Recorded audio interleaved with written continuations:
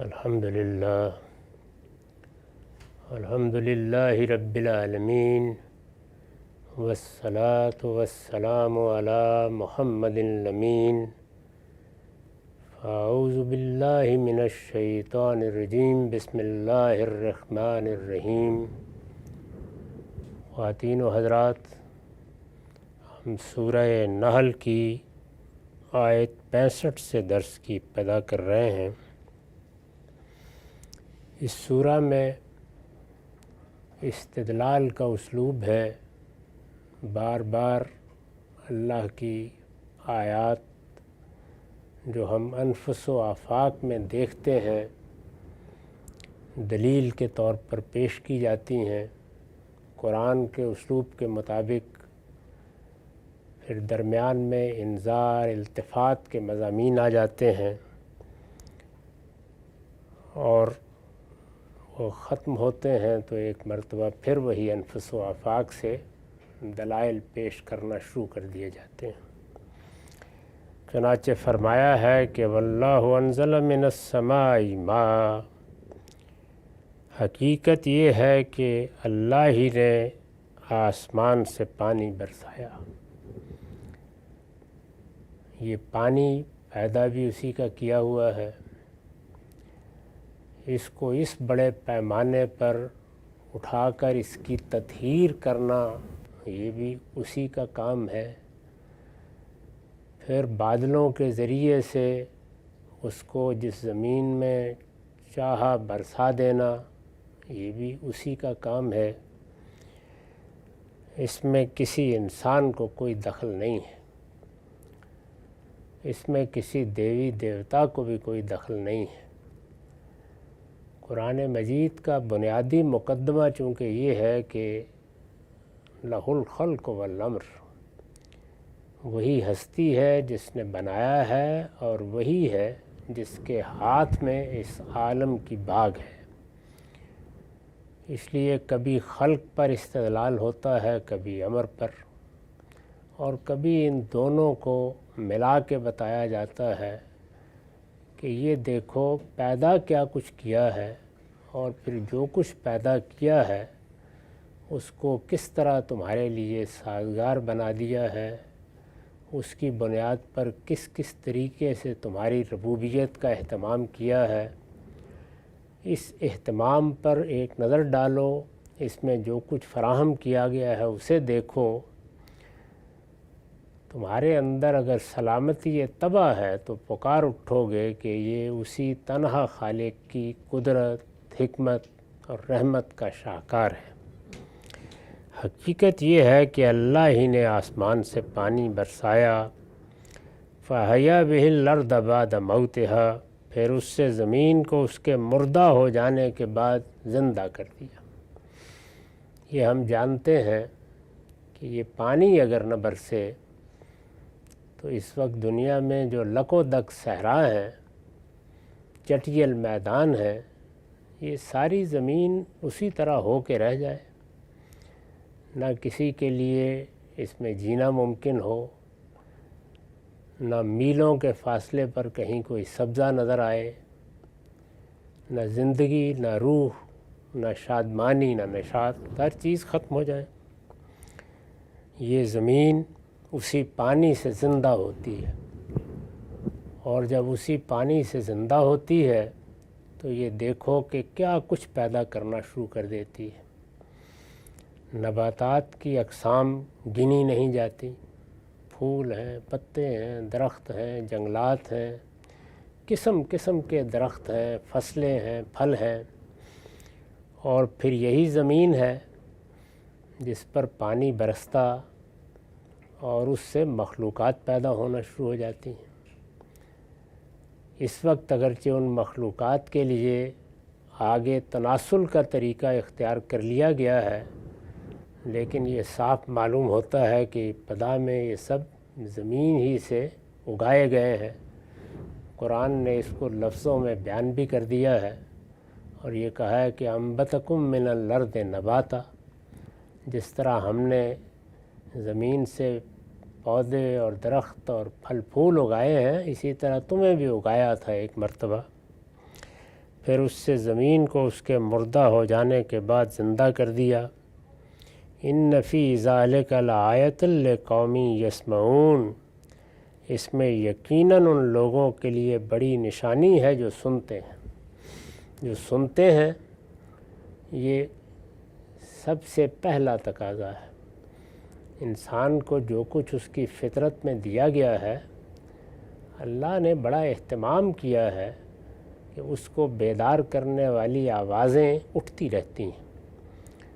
اللہ نے پہلے دن سے بعض لوگوں کا انتخاب کر کے ان کو پیغمبری دی ہے، حقائق بتائے ہیں، ضروری ہدایات دے دی ہیں۔ وہ اپنی دعوت پیش کرتے ہیں، ان کے ماننے والے اس کو آگے بڑھاتے ہیں۔ انسان اگر غور سے سننے کے لیے تیار ہو جائے تو یہ فیصلہ کرنے میں دقت نہیں ہوتی کہ یہ دعوت، یہ پیغام، یہ بیان حقائق میری فطرت کے بالکل مطابق ہے۔ میرے اندر جو چیزیں ودیت کی گئی ہیں یہ انہی کا اظہار و بیان ہے۔ میں جن چیزوں کی طلب محسوس کرتا ہوں یہ وہی ہے جو میرے سامنے رکھ دیا گیا ہے۔ میری فطرت جس چیز کا تقاضا کرتی ہے یہ پیغمبر وہی تقاضا پورا کر رہے ہیں۔ اس کو یہاں ایک لفظ سے ادا کیا ہے، لقوم یسمعون، یعنی انسان کے اندر اگر یہ صلاحیت نہیں ہے کہ وہ خود چیزوں پر غور کرے اور نتائج نکالے اور ان کا مطالعہ کرے اور ان کی تحلیل کرے اور ان کا تجزیہ کرے، تو کم سے کم توجہ سے سننے کی صلاحیت پیدا کرے۔ اگر وہ توجہ کے ساتھ تذکیر کرنے والوں کو سنے گا، دعوت دینے والوں کو سنے گا، انذار کرنے والوں کو سنے گا، تعلیم و تعلم کی جد و جہد کرنے والوں کو سنے گا، تو یہ سننا بھی فیصلہ کن ہو جائے گا۔ اس لیے کہ اس سننے کے لیے فطرت میں قبولیت کے تمام داعیات رکھ دیے گئے ہیں۔ یہ سننا کوئی اجنبی آواز سننا نہیں ہے، یہ دل کی آواز ہے، دماغ کی آواز ہے، انسان کے ضمیر کی آواز ہے، اس کے باطن کی آواز ہے۔ اس کی شرط صرف یہی ہے کہ توجہ کے ساتھ، التفات کے ساتھ سننے کے لیے تیار ہو جائے۔ اسی کو قرآن مجید نے دوسری جگہ بیان کیا ہے کہ وہ لوگ جنہوں نے سرکشی اختیار کی وہ جب آگ میں ڈالے جائیں گے یا ان کے بارے میں فیصلہ سنایا جائے گا تو وہ یہ کہیں گے کہ لو کننا نسمع و ناقل ما کننا فی اصحاب السعیر، اگر ہم نے توجہ سے سنا ہوتا، وہاں پر بھی پہلے سننے کا ذکر ہوا ہے، یا عقل سے کام لیا ہوتا۔ تو دو ہی چیزیں ہیں، یعنی انسان خود تفکر سے کام لے، خود چیزوں کی تحلیل کرے، خود ان کا جائزہ لے، یہ دیکھے کہ یہ عالم کیا ہے، اس میں ان چیزوں کا مشاہدہ کرے جو صحیح سوالات پیدا کرتی ہیں، اور پھر ان کا جواب تلاش کرے۔ اس کی صلاحیت نہ ہو یا اس کا ذوق نہ ہو یا اس طرف رجحان نہ ہو تو کم سے کم تقاضا یہ ہے کہ وہ غور کے ساتھ سنیں، توجہ کے ساتھ سنیں، التفات کے ساتھ سنیں، جس کو قرآن مجید نے کہا ہے نا کہ سنا اور پھر جا بقلب منیب، اس دل کے ساتھ، اس دماغ کے ساتھ حاضر ہو گیا جس میں انابت ہوتی ہے۔ یہ انابت کیا ہے؟ انابت کا مطلب یہ ہے کہ سرکشی، عدم التفات اور گریز و فرار کے بجائے آدمی سننے کے لیے تیار ہو جائے۔ یہ حقیقت ہے کہ جب سننے کے لیے کوئی شخص تیار ہو جاتا ہے، غور کے ساتھ سننا، توجہ کے ساتھ سننا، یہ مان کر سننا کہ میری بات غلط ہو سکتی ہے، مجھے جو پہلے معلومات دی گئی ہیں ان میں کوئی خرابی ہو سکتی ہے، اس کو مان کر جب انسان کوئی بات سنتا ہے تو دونوں میں سے ایک نتیجہ لازماً نکل آتا ہے، یا اس کی غلطی اس پر واضح ہو جاتی ہے، اور جو سنانے کے لیے اٹھا ہے اس کی غلطی واضح ہو جاتی ہے۔ دونوں چیزیں بالکل واضح ہو جاتی ہیں اور وہ شرح صدر کے ساتھ اپنا فیصلہ کر لیتا ہے۔ چنانچہ پہلی بات جو قرآن مجید نے بار بار کہی ہے وہ یہ ہے کہ اپنے اندر سننے کی صلاحیت پیدا کرو۔ یہ حقیقت ہے کہ جتنے اختلافات، جس طرح سے ایک دوسرے پر الزامات، تضلیل تفسیق کے فتوے، فرقہ بندیاں ہم دیکھتے ہیں، وہ قائم نہیں رہ سکتی اگر صرف ایک دوسرے کی بات سننے کا حوصلہ پیدا کر لیا جائے۔ یعنی سننے کا حوصلہ اس احساس کے ساتھ کہ ہم انسان ہیں اور غلطی ہو سکتی ہے۔ جیسے ہی سننے کا حوصلہ آدمی پیدا کر لیتا ہے تو علم کا پہلا دروازہ کھل جاتا ہے۔ اس کے پاس اگر تعقل کی، خود غور کرنے کی صلاحیت نہیں یا اس کا رجحان نہیں تو پھر بھی کوئی فرق نہیں پڑتا، وہ صحیح بات سے محروم نہیں رہ سکتا۔ کم سے کم جو تقاضا ہے وہ توجہ سے سننے کا ہے۔ اس کے بغیر کسی شخص کے لیے وہ آسمان سے اتر آئے علم کا دروازہ نہیں کھل سکتا۔ اگر کوئی یہ طے کر لے کہ مجھے دوسرے کی بات، اور خاص طور پر جو بات آپ کو پہلے مانی ہوئی بات سے مختلف نظر آ رہی ہو، پیغمبروں کی بات میں بنیادی مسئلہ یہی ہوتا تھا۔ پوری قوم بتوں کی پوجا کر رہی ہے، پوری قوم نے ایک مشرکانہ تہذیب پیدا کر رکھی ہے، پوری قوم نے دیوی دیوتاؤں کی ایک دنیا آباد کر رکھی ہے، پوری قوم بزرگوں کے قصے سنا رہی ہے، پوری قوم کے ہاں روایات ہیں، وہ روایات بڑے بڑے لوگوں کی نسبت سے بیان ہو رہی ہیں، پوری قوم نے ایک نظم اور ایک تہذیب پیدا کر رکھی ہوئی ہے جس پر اس کو فخر ہے۔ اس میں آ کر ایک ایسی بات کہہ دینا جو پہلے لوگوں نے اس طرح نہیں کہی، سب سے بڑی اجنبیت کی چیز یہی ہوتی ہے۔ چنانچہ جگہ جگہ جواب میں کیا کہا جاتا ہے کہ ہم اس بات کو کیسے چھوڑ دیں، ما الفینا علیہ آبانا، جس پر ہم نے اپنے آبا کو پایا ہے۔ یہ آبا ہیں جن پر اعتماد، جن سے تعلق، جن کے بارے میں حسن ظن اور جن کے ساتھ عصبیت کی وابستگی انسان کو بڑے سے بڑے حق سے محروم کر دیتی ہے۔ ورنہ اندازہ کیجئے کہ اس وقت دنیا میں 14 صدیاں ہو گئی ہیں خدا کے آخری پیغمبر کو آئے ہوئے۔ قرآن مجید جیسی کتاب موجود ہے جس کا کوئی شریک و سہیم ہی نہیں ہے۔ یعنی مذہبیات کی دنیا میں یا ماورائے طبیعات کی دنیا میں کوئی اور چیز اس کے مقابل میں پیش ہی نہیں کی جا سکتی۔ یہ میں کسی عقیدت کے پہلو سے بات نہیں کر رہا، علمی لحاظ سے، اس لیے کہ وہ تنہا کتاب ہے جو ایک پیغمبر کی نسبت سے اس کی زبان میں جیسے پیش کی گئی، بے کم و کاست اور بغیر کسی ادنیٰ التباس کے ہم تک پہنچ گئی۔ اس کا کوئی شریک و سہیم ہی نہیں ہے۔ یعنی یہ نہیں کہ دو میں سے ایک کا انتخاب کرنا ہے، لیکن کروڑوں نہیں، اربوں لوگ ہیں جن کے لیے وہ قابل التفات نہیں بن رہی۔ کیا وجہ ہے؟ اگر آپ غور کریں تو صرف آبا کی پیروی، یعنی جو ہماری روایت بنی ہوئی ہے، جن لوگوں سے ہم نے سیکھ لیا، وہ ہم مسیحی ہیں تو مسیحی ہیں، ہندو ہیں تو ہندو ہیں، بدھ ہیں تو بدھ ہیں، الحاد کی روایت سے وابستہ ہیں تو وہ ہیں۔ وہ کیا چیز ہے کہ جو رکاوٹ بن رہی ہے، جس کو قرآن نے ایک جگہ بیان کیا ہے کہ ہم ایک حجاب طاری کر دیتے ہیں؟ وہ حجاب اصل میں یہی عصبیتوں کا حجاب ہوتا ہے۔ چنانچہ استدلال شروع کیا تو فرمایا کہ ان فی ذالک لآیۃ لقوم یسمعون، اس میں یقیناً ان لوگوں کے لیے بڑی نشانی ہے جو سنتے ہیں۔ پہلی بات یہی ہے، سمع، سننا، کان لگا کر سننا، اپنے آبا کی بات کے خلاف سننے کے لیے آمادہ ہو جانا، اپنے پیروں اور مرشدوں کی بات کے خلاف سننے کے لیے آمادہ ہو جانا، اپنے اکابر کی بات کے خلاف سننے کے لیے آمادہ ہو جانا، علم اور ہدایت کا دروازہ کھلتا ہی اس سے۔ تو اس لیے پہلی بات یہ کہی ہے لقوم یسمعون۔ وَإِنَّ لَكُمْ فِي الْأَنْعَامِ لَعِبْرَةً، ایک ایک نشانی کو پیش کر کے اب توجہ دلائی جا رہی ہے، اور تمہارے لیے چوپایوں میں بھی یقیناً بڑا سبق ہے۔ یہ عبرت کا لفظ جو ہمارے ہاں اردو میں بھی استعمال ہوتا ہے، اس کا صحیح مفہوم ہے سبق، یعنی انسان اس کو دیکھ کر کچھ نتائج نکال سکتا ہے۔ اگر وہ غور کرے تو کچھ عقلی لوازم ہیں جو فوراً سامنے آ جاتے ہیں۔ اسی سے قرآن مجید نے استدلال اور علم کی حقیقت بتائی ہے۔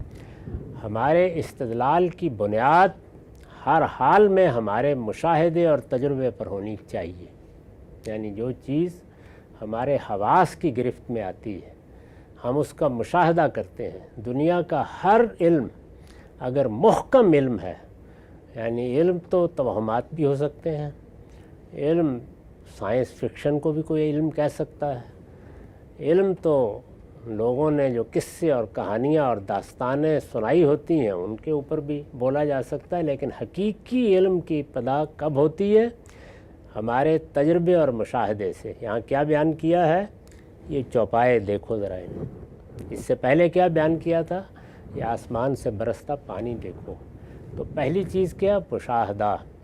مشاہدے کے بعد انسان کو جو صلاحیت دی گئی ہے وہ ہے عبرت۔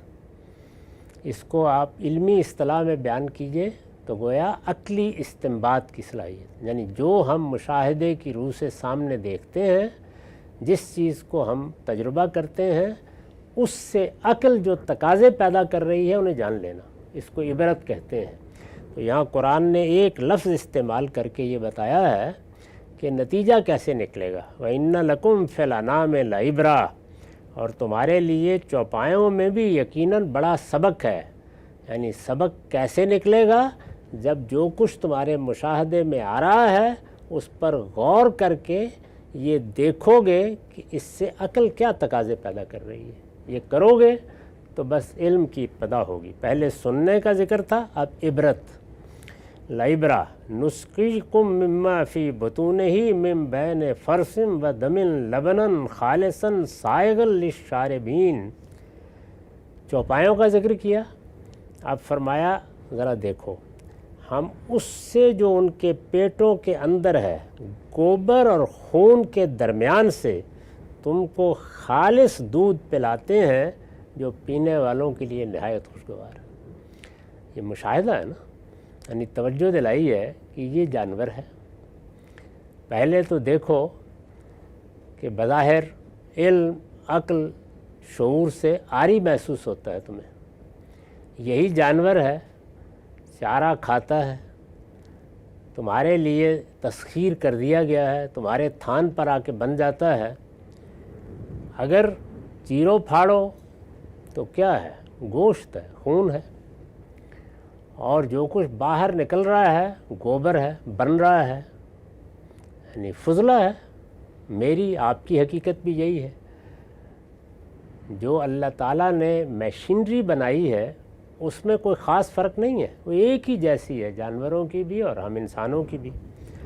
تو فرمایا کہ گوبر اور خون منہ لگانے کے لیے تیار ہو، اس کے درمیان ہی سے خالص دودھ پیدا کر دیتے ہیں، اور پھر وہ پینے کے لیے نہایت خوشگوار ہوتا ہے۔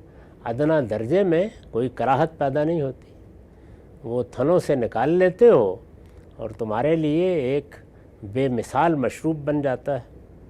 ہم نے اس سے جو ان کے پیٹوں کے اندر ہے گوبر اور خون کے درمیان سے تم کو خالص دودھ پلاتے ہیں جو پینے والوں کے لیے نہایت خوشگوار ہے۔ وَمِن ثَمَرَاتِ النَّخِيلِ وَالْأَعْنَابِ تَتَّخِذُونَ مِنْهُ سَكَرًا وَرِزْقًا حَسَنًا، اسی طرح کھجور اور انگور کے پھلوں سے بھی، یعنی وہاں پر بھی یہی ہے، ایک ایک چیز سے معلوم نہیں کیا کچھ نکالتے چلے جاتے ہیں۔ ایک پودا اگاتے ہیں اور اس پر ایک پھل آتا ہے، اس پر کوئی پتے آتے ہیں، پھر 10 چیزیں اس سے بننا شروع ہو جاتی ہیں۔ اسی طرح کھجور اور انگور کے پھلوں سے بھی تتخذون منہ سکرا، تم ان سے نشے کی چیزیں بھی بناتے ہو، اور ورزقاً حسنا، اور کھانے کی اچھی چیزیں بھی۔ تو یہ گویا ایک کے بعد دوسری نشانی کی طرف توجہ دلائی۔ یہ نشانیاں کیا ہیں؟ وہ چیزیں جو ہمارے مشاہدے میں آتی ہیں، جن میں ہمیں کوئی تکلف کرنے کی ضرورت نہیں ہوتی کہ جا کر سبق لیں گے تو جانیں گے، یہ ہمارے گرد و پیش میں، ہمارے ماحول میں موجود ہے۔ اس پر میں نے کچھ حواشی لکھے ہیں، وہ بھی سن لیجئے۔ سب سے پہلی بات، وہی عبرہ تھا۔ میں نے لکھا ہے کہ اصل میں لفظ عبرہ آیا ہے، اس کے معنی ہے ایک حقیقت سے دوسری حقیقت تک پہنچ جانا، یہی عقلی استدلال ہے۔ یعنی جو کچھ نظر آ رہا ہوتا ہے اس سے جو کچھ نظر نہیں آ رہا اس تک پہنچ جانا، جو کچھ محسوس ہے اس سے نامحسوس تک پہنچ جانا، جو کچھ معلوم ہے اس سے نامعلوم تک پہنچ جانا۔ سارے علم کی بنیاد ان دو چیزوں پر ہے۔ یعنی کیا ہم اچھا مشاہدہ کر سکتے ہیں چیزوں کا، اس سے علم کی ابتدا ہوگی، اور پھر کیا جو ہم مشاہدہ کرتے ہیں یا جس چیز کا ہمیں تجربہ ہوتا ہے، کیا اس سے ہم محسوس سے نامحسوس کا سفر کر سکتے ہیں؟ اس کے لیے اللہ نے ہمیں عقل دی ہے۔ یہ سب جتنی آپ کی سائنس ہے، فلسفہ ہے، سماجیات ہے، سب میں یہی اصول ہے جو کام کر رہا ہے۔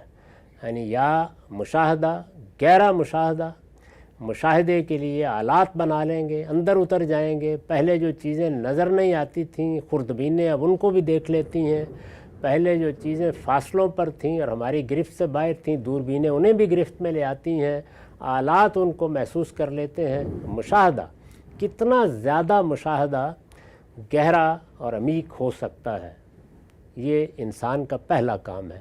اور پھر یہ کہ وہ عقل سے کام لے کر جو کچھ دیکھ رہا ہے اس سے کیا چیزیں استنباط انفر کر سکتا ہے، ان سے آگے نامعلوم چیزوں تک پہنچ سکتا ہے۔ تو اس کو بیان کیا قرآن مجید نے ایک لفظ سے، عبرہ۔ قرآن مجید میں چونکہ اسلوب اس طرح کے ہیں تو اس لیے لوگوں کو خیال نہیں ہوتا کہ وہ علم کے کتنے غوامض اور کتنی گہری باتوں کو لفظ لفظ میں ادا کرتا چلا جاتا ہے۔ اس کے معنی ہے ایک حقیقت سے دوسری حقیقت تک پہنچ جانا۔ انسان اگر غور کرے تو یہی عبرت، یعنی جو مشاہدے میں آ گیا اس سے آگے نامعلوم تک پہنچ جانا، ایک حقیقت سے دوسری حقیقت کو دریافت کر لینا۔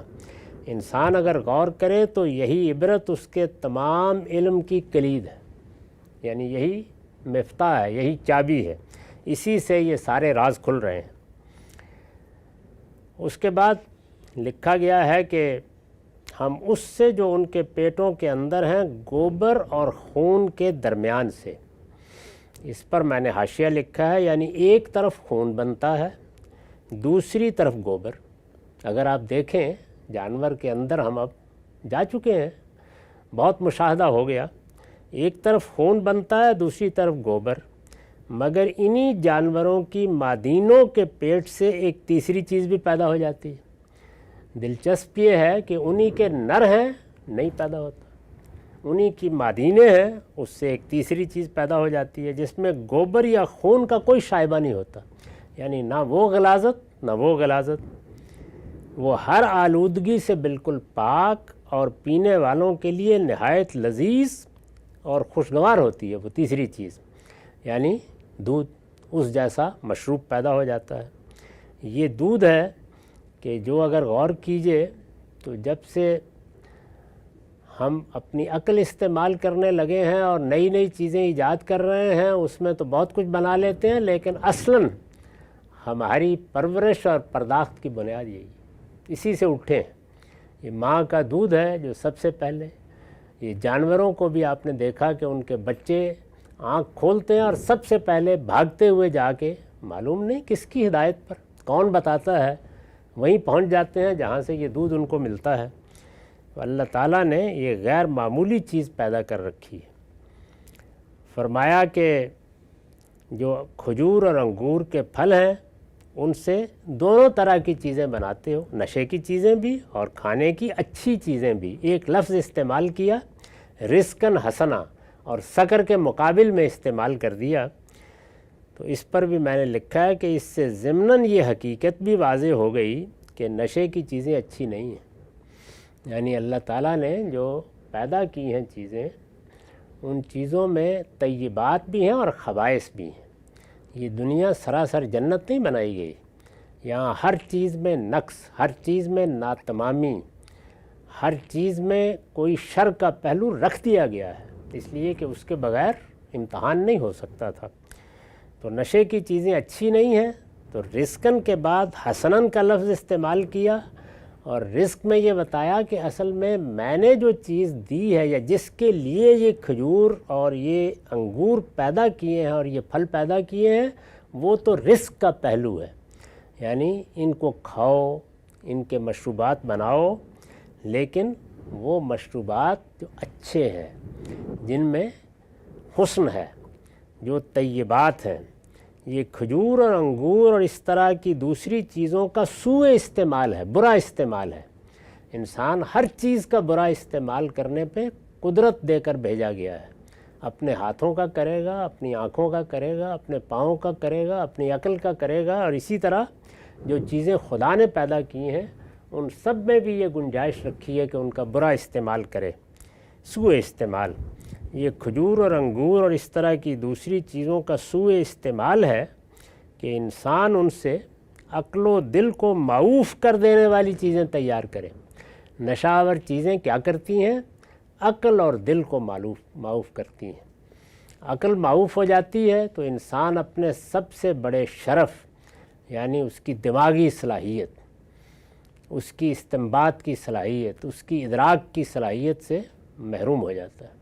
اچھا بھلا انسان اس قابل نہیں ہوتا کہ اپنے آپ ہی کو سنبھال سکے، اور جب اس کا دل معوف ہو جاتا ہے، اور نشے کا ایک دوسرا اثر یہ بھی ہوتا ہے، تو انسان کے دل میں اللہ تعالیٰ نے جو خیر کی سچی طلب رکھی ہے اور اپنے آپ کو اٹھا کھڑا کرنے کی جو صلاحیت رکھی ہے اس سے محروم ہونا شروع ہو جاتا ہے۔ ان فی ذالک لآیۃ لقوم یعقلون، یہ دیکھیے کہ ابتدا کی تھی سماع سے، سننے سے۔ اگر سن لو گے اور کسی صحیح چیز کو کسی سے سن کر اپنی فطرت سے ہم آہنگ کر لو گے، ہدایت پالو گے۔ اب اس کے بعد دوسری نشانیاں بیان کی اور پھر عبرہ کا لفظ استعمال کر کے بتایا کہ ذرا غور کرو۔ تو خاتمہ کس چیز پر کیا؟ ان فی ذالک لآیۃ لقوم یعقلون۔ پیچھے فرمایا تھا اس میں یقیناً ان لوگوں کے لیے بڑی نشانی ہے جو سنتے ہیں، اب فرمایا اس میں یقیناً ان لوگوں کے لیے بڑی نشانی ہے جو عقل سے کام لیتے ہیں۔ تو سننا اور پھر عقل سے کام لینا۔ سننا تو چیزوں کو سامنے لے آئے گا، نتائج بتا دے گا، لیکن عقل سے کام لینے کے لیے ضروری ہے کہ انسان کے اندر عبرت کی صلاحیت ہو۔ یہ دی ہے اللہ تعالیٰ نے، ہم اس کو استعمال نہیں کرتے بعض اوقات، اور عقل سے کام لینے ہی سے علم کے دروازے کھلتے ہیں۔ اس پر میں نے لکھا ہے کہ یہ جو فرمایا ہے کہ اس میں یقین ان لوگوں کے لیے بڑی نشانی ہے، پیچھے بھی کہا بڑی نشانی ہے، کس چیز کی نشانی؟ یعنی توحید اور قیامت کی بڑی نشانی۔ اگر انسان ان سب چیزوں پہ غور کرے تو اس کی فطرت میں جو علم بدیت کیا گیا ہے کہ میرا ایک خالق ہے اور تنہا ایک ہی خالق ہے، وہی میرا معبود ہے، انسان اس تک پہنچ جاتا ہے۔ یعنی وہ نام نہ دے سکے، وہ اس کا صحیح تصور نہ قائم کر سکے، یہ سب ہو سکتا ہے، اس کے لیے پیغمبروں کی ضرورت ہے، لیکن وہ ایک اجمالی احساس پیدا کر لیتا ہے۔ اور اسی طریقے سے خیر و شر کا شعور، خیر و شر کا شعور ہے جس کو انسان جب دیکھتا ہے تو اس سے لازمی عقلی نتائج پیدا ہوتے ہیں، یعنی وہی عبرت جس کا میں نے ذکر کیا اور جس کو قرآن نے استعمال کیا۔ خیر و شر کا شعور ہے تو نتیجہ ایک نہیں ہونا چاہیے، نتیجہ ایک نہیں تو کیا نتیجہ نکل آتا ہے دنیا میں؟ بالبداہت واضح ہے کہ نہیں نکلتا۔ جب نہیں نکلتا تو پھر کوئی روز جزا و سزا ہونا چاہیے جس میں خیر و شر پر اللہ کا فیصلہ صادر ہو۔ تو قیامت کی بڑی نشانی ہے، اس لیے کہ ان میں سے ایک ایک چیز، یہ جو چیزیں بیان کی ہیں، خواہ وہ پانی ہے جو آسمان سے برستا ہے، خواہ وہ چوپائے ہیں، خواہ ان کے ہاں پیدا ہونے والے مشروبات ہیں، کھجور ہے اور انگور ہے، ان سے بننے والی چیزیں ہیں، اس لیے کہ ان میں سے ایک ایک چیز زبان حال سے بتا رہی ہے کہ زمین و آسمان دونوں میں ایک ہی حکیم و قدیر کا ارادہ کار فرما ہے۔ اگر غور کیجئے تو کوئی ادنا درجے میں بھی کسی دوسرے کی طرف توجہ نہیں ہوتی، ایک ہی حکیم و قدیر۔ وہ جس طرح مردہ زمینوں کو پانی کے ایک چھینٹے سے حیات تازہ بخش دیتا ہے، اسی طرح تمہارے مردوں کو بھی اٹھا کھڑا کرے گا، یہ اس کے لیے کچھ بھی مشکل نہیں ہے۔ استاذ امام لکھتے ہیں اللہ نے اپنی نعمتوں میں یہ گونا گونی و بو کلمونی اس لیے رکھی ہے کہ سوچنے والے سوچیں اور سمجھنے والے سمجھیں۔ ظاہر ہے کہ یہ دنیا اپنی بقا کے لیے ان تنوعات کی محتاج نہیں تھی، یعنی یہ اتنی مختلف چیزیں پیدا کی جائیں، اپنی بقا کے لیے اس کی محتاج نہیں تھی۔ یہ بالکل سادہ اور یک رنگ بلکہ بالکل بے رنگ بھی ہو سکتی تھی، لیکن اس کے خالق نے یہ چاہا یہ کہ اس کی صفات کا ایک پرطور مظہر ہو تاکہ غور کرنے والے غور کریں اور اس کی ایک ایک چیز سے اس کے خالق کی اعلیٰ صفات، اس کی بے نہایت قدرت و حکمت، اس کی غیر محدود رافت و رحمت، اس کی بے مثال ربوبیت و پروردگاری اور اس کی کامل وحدت و یکجائی کا کچھ تصور اور اس کی روشنی میں اپنے فرائض و ذمہ داریوں کا احساس کریں۔ یہ چیزیں ہیں کہ جو سمجھنے کی ہیں۔ تو یہاں وہ خلاصہ کر دیا ہے استاذ امام نے کہ اگر تم صحیح طریقے سے غور کرو گے تو یہ حقائق ہیں جن کو تم سمجھ لو گے۔ اس اقتباس میں کچھ چیزیں ہیں جن کی مزید وضاحت کی ضرورت ہے۔ ہمارا وقت ختم ہو گیا۔ اقول قولی ھذا واستغفر اللہ لی ولکم ولسائر المسلمین۔